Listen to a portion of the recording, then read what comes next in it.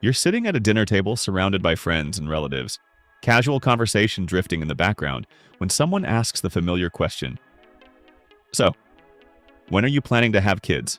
And the answer sounds responsible.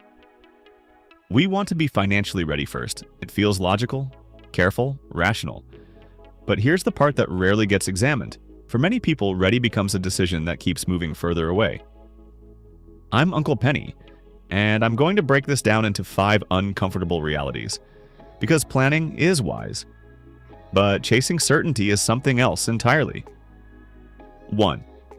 Ready is not a financial state. It's a feeling.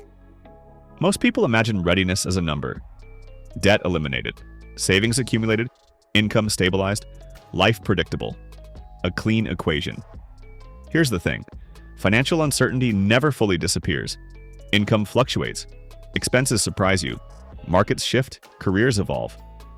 Let's use numbers. Suppose a couple earns $100,000 per year. They decide they need $75,000 saved. All loans cleared? A larger home? 5 to 10 years later, income is higher. But so are expectations. Better neighborhood. Bigger house. Higher lifestyle standards. Ready quietly expands. Not because math changed, because psychology did. 2. Waiting often builds a more expensive life. Delaying feels cautious, but time reshapes financial structure. Earlier in life, lower fixed expenses, smaller lifestyle commitments, greater flexibility. Later, higher mortgage, higher recurring costs, heavier obligations. Children didn't become more expensive, your baseline cost of living did. This distinction is subtle but critical. Many people don't delay because children are unaffordable. They delay because their lifestyle became expensive. 3. The story people rarely tell. Consider a different scenario. A family has a child during an economic downturn, income uncertain, budgets tight, decisions uncomfortable, every expense scrutinized, vacations postponed, upgrades delayed, spending intentional. Stressful? Yes. Financially catastrophic? Rarely. Years later, the memory often sounds surprisingly different. That period was hard, but we made it work. And honestly, it was meaningful. Not because struggle is desirable, but because humans adapt faster than they anticipate. When priorities become clear, behavior reorganizes. Spending shifts. Expectations adjust. Efficiency improves. Life compresses around what matters. 4. Children rarely break finances. Financial structure does. Let's talk actual numbers. A child might add, daycare, $950 per month. Food and essentials, $250. Miscellaneous, $150. Roughly $1,350 per month. Notice something interesting. That number is comparable to common lifestyle upgrades. Car payment increases, housing upgrades, subscription accumulation, convenience spending.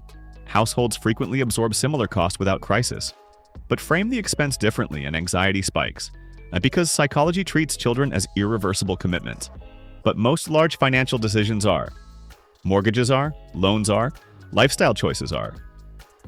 The math is often manageable. The perception is what feels overwhelming. 5. Stability is often created, not achieved. Most people imagine stability as preparation before major decisions. Reality tends to work in reverse. Stability emerges through adaptation.